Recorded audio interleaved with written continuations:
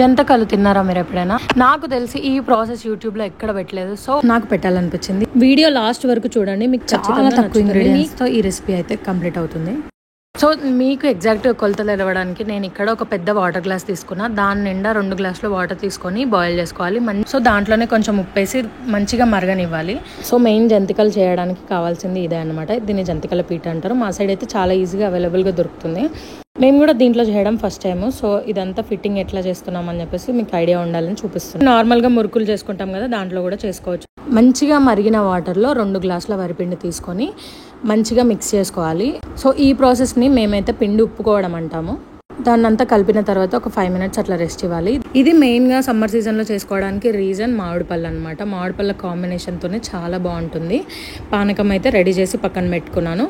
So ఇందాక కలిపి పెట్టుకున్న పిండిని అంతా కూడా వేరే గిన్నెలో వేసుకొని మనకు నార్మల్గా రొట్టె చేసుకుంటే ఏ కన్సిస్టెన్సీలో ఉంచుకుంటామో సేమ్ అదేలాగా ఉంచుకోవాలి. అంటే మెత్తగా ఉండొద్దు, అట్లా అని చెప్పేసి వెరీ స్మూత్గా కూడా ఉండొద్దు. సో నాకు కొన్ని వాటర్ పడతాయి కాబట్టి నేను మెల్లిమెల్లిగా కొన్ని వాటర్ వేసుకుంటూ మంచిగా మిక్స్ చేసుకున్నాను అనమాట. అన్నిటికన్నా టఫెస్ట్ పార్ట్ ఏదైనా ఉందంటే ఈ పిండి కలుపుకోవడమే. ఇట్లా పిండి సాఫ్ట్గా ఉండొద్దు, అట్లా అని చెప్పేసి మరీ మెత్తగా ఉండొద్దు, మీడియంగా ఉండాలి. సో చేతులకంతా నూనె రాసేసుకొని ఆవిరికి పెట్టుకోవాలి కాబట్టి నేను చిన్న చిన్న ముద్దల్లాగా చేసుకుంటున్నా. ఇట్లా మొత్తం పిండిని కూడా అన్ని ముద్దల్లాగా చేసేసుకొని పక్కన పెట్టుకోవాలి. నెక్స్ట్ ఇవి ఆవిరికి పెట్టుకోవాలి. ఆవిరికి పెట్టుకొని ఒక 15 నిమిషాలు అట్లా ఉంచుకోవాలి. మనకు ఫోర్క్తోని గుచ్చి చూస్తే మనకు పిండి అంతా ఏం తగలకుండా ఉంటే రెడీ అయిపోయినట్టు. మీరు కనుక కొంచెం చిన్న సైజులో చేస్తే ఒక 10 మినిట్స్ అట్లా సరిపోతుంది. దానికన్నా ఎక్కువ అయితే అసలు పెట్టకండి. పెడితే మాత్రం మెత్తగా అయిపోయి మంచిగా రావు అసలు జంతికలు.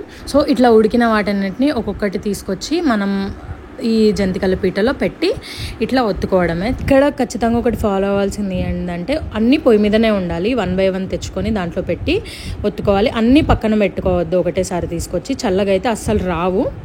ఈ ప్రాసెస్కి కావాల్సిన items hardly 5 items, but time taking process కాబట్టి ఖచ్చితంగా ఇద్దరు హెల్ప్ అయితే ఉండాలి. సో సేమ్ చూడడానికి నూడిల్స్ లాగానే ఉంటాయి. సో ఇట్లా అన్నీ అయిన తర్వాత దాంట్లో మంచిగా కొత్త ఆవకాయ వేసుకొని మంచిగా కలుపుకోవాలి.